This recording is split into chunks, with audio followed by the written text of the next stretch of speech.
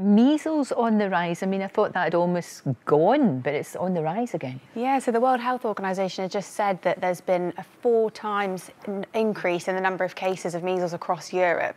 And they're putting that down to not as many people coming for their vaccinations or taking their kids for their vaccinations. So, I mean, they're not 100% sure why that is. It could be going back to the scare and the link between autism and the measles MMR vaccination, which was obviously discredited. But, you know, maybe people still worrying about that.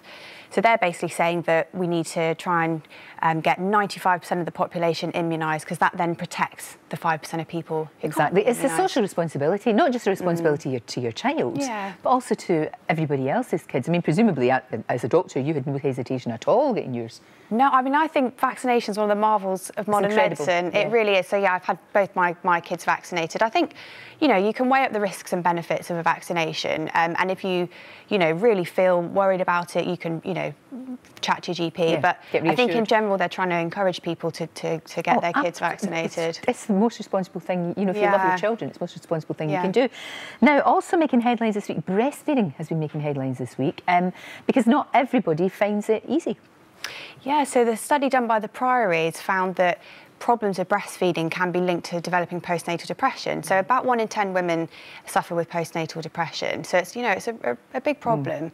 And there's lots of reasons why women might have problems with breastfeeding. You know, they may just be anxious about breastfeeding, worrying about failing, could be lack of support. So we know that support from the partner is really important in women feeling confident breastfeeding. You know, worries about breastfeeding in public, and that's obviously been in the news a lot. So I think it's just important that we really try and support women who can breastfeed, you know, to get them to breastfeed. And I personally, you know, I breastfed both my kids and loved it.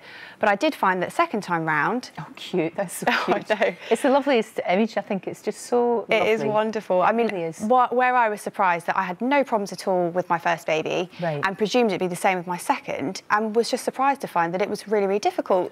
And, you know, I needed all the support out there. I had an amazing breastfeeding support worker who I didn't even know that existed until I needed her.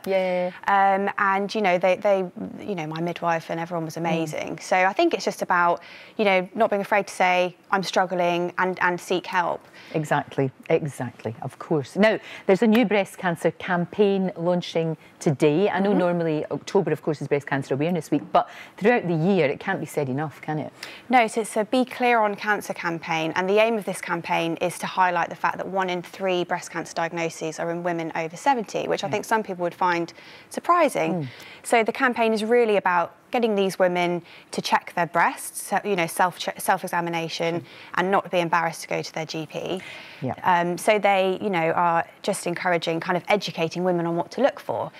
Because 1 in 6 breast cancer diagnoses, they might notice something other than a lump. So, you know, looking for things like changes in the nipple, you know, discharge from the nipple, change in colour, skin changes like dimpling of the skin.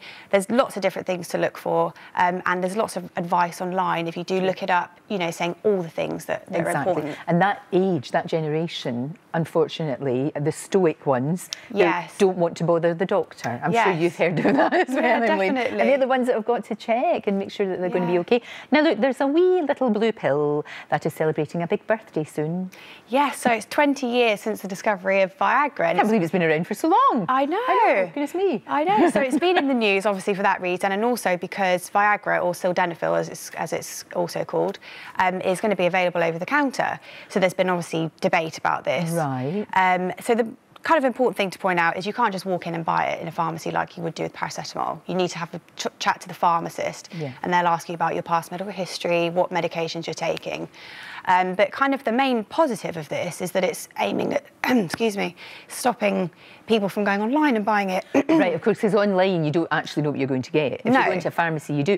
The only thing surely would be, though, a little bit worrying that people would sort of rely on that. You know, if they've got other problems or underlying maybe mental health problems or whatever, or problems with having sex, that's a little bit of a worry. So you're right, they have to make sure that it's right for them. Or using it to kind of counteract the effects of alcohol or drugs. Indeed. So that, you know, that's the kind of pros and cons. So, you know, I overall think it's a positive just thing. Got to be sensible about it, haven't you? Absolutely. It's been such a joy having you here for the past few weeks. We've really enjoyed it, and I know that Pete and the kids have enjoyed it too. They sent us this gorgeous picture of them watching you. There's the babies watching you. Oh, I know, on the telly. Love that so Isn't that fantastic?